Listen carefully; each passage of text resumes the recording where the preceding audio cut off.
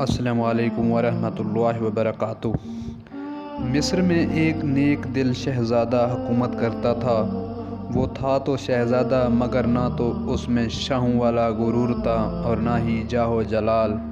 وہ عام انسانوں کی طرح زندگی بسر کرتا، روکھی سکھی کھاتا، بیشتر اوقات اپنی رعایا کی خدمت اور خدا کی یاد میں بسر کرتا۔ اس کی نیک چلنی کا پوری ریاست میں چرچا تھا۔ اسے یہ خصوصیات اپنے رحم دل باپ سے وراثت میں ملی تھی۔ ایک دن شہزادہ معمول کے مطابق رعایا کے مسائل سننے کے بعد جنگل میں دنیا سے بے نیاز خدا کی یاد میں مہو تھا۔ اس نے دیکھا کہ ایک غریب لکڑہارا اپنے گدھے کو ساتھ لیے ہوئے لکڑیاں کاٹ رہا ہے اور اس سے باتیں بھی کیے جا رہا ہے، حالانکہ اسے معلوم تھا کہ نہ تو گدھا اس کی باتیں سن رہا ہے اور نہ ہی سمجھ رہا ہے۔ اور پھر وہ زاروں قطار رونے لگا۔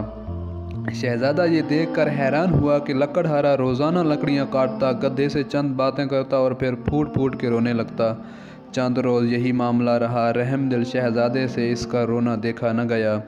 شہزادے نے لکڑہارے سے پوچھا، اے لکڑہارے، تمہارے اس طرح ہلک ہلک کے رونے کی کیا وجہ ہے؟ غریب بوڑھا ہمدرد انسان سامنے پا کر شدت سے رونے لگا اور سسکیوں کے ساتھ اپنی بدبختی کی کہانی سنانے لگا۔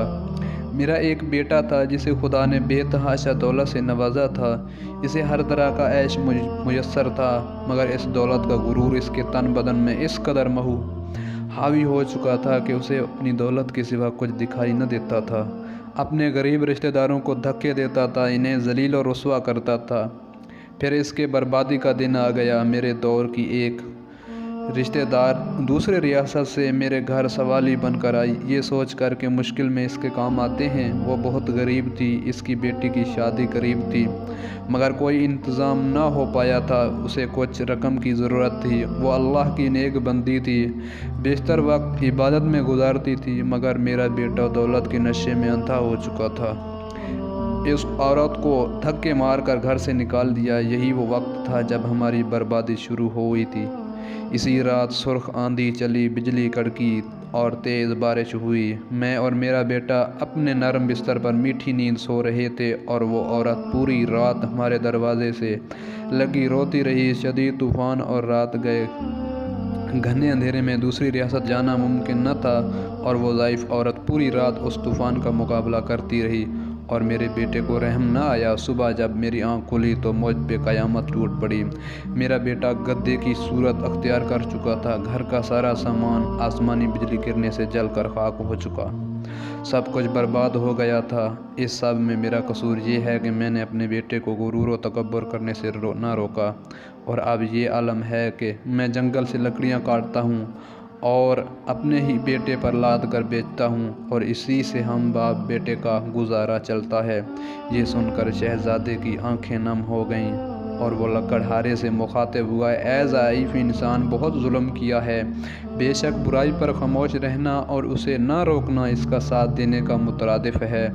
تو نے اپنے بیٹے کو برائی سے نہ روکا، مجھے تیری حالت پر افسوس ہے۔ اب میں اپنی رشتہ دار کی تلاش میں مارا پھرتا ہوں، اس کی تلاش مجھے رلاتی ہے۔ میں اس سے معافی مانگوں گا، شاید میری گناہوں کا ازالہ ہو جائے۔ یہ کہہ کر لکڑہارا رونے لگا۔ شہزادے نے اس کے آنسو پوچھتے ہوئے کہا، تو اپنی گناہوں کی معافی اللہ سے مانگ، وہ بہت رحیم ہے۔ اگر اس نے تجھے معاف کر دیا تو وہ تجھے اس عورت تک ضرور پہنچائے گا۔ وہ بہت مہربان ہے، وہ اپنے بندوں پر ظلم نہیں کرتا۔ بوڑھا لکڑہارا اسی وقت سجدے میں گر کر ہلک کر اپنے گناہوں کی معافی مانگنے لگا۔ اچانک دور سے کسی گھوڑے کی ناپوں کی آواز سنائی دینے لگی۔ ایک خوبصورت شہزادی سفید رنگ کے حسین گھوڑے پر سوار تھا۔ قریب آ کر شہزادے سے مخاطب ہوئی، اے شہزادے، کیا ماجرا ہے؟ شہزادے نے بوڑھے کی کہانی شہزادی کو سنا دی۔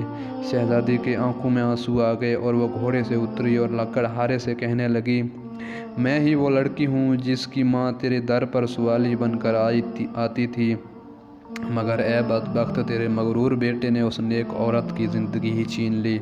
ساری رات تیرے دروازے پر تیری بارش میں طوفان کا مقابلہ کرتی رہی کہ شاید تمہیں رحم آ جائے۔ تیز بارش کی ٹھنڈی بوندوں کو وہ برداشت نہ کر سکی اور وہ دنیا سے چلی گئی۔ جب صبح ہوئی تو رحم دل بادشاہ معمول کے گشت پر تھا۔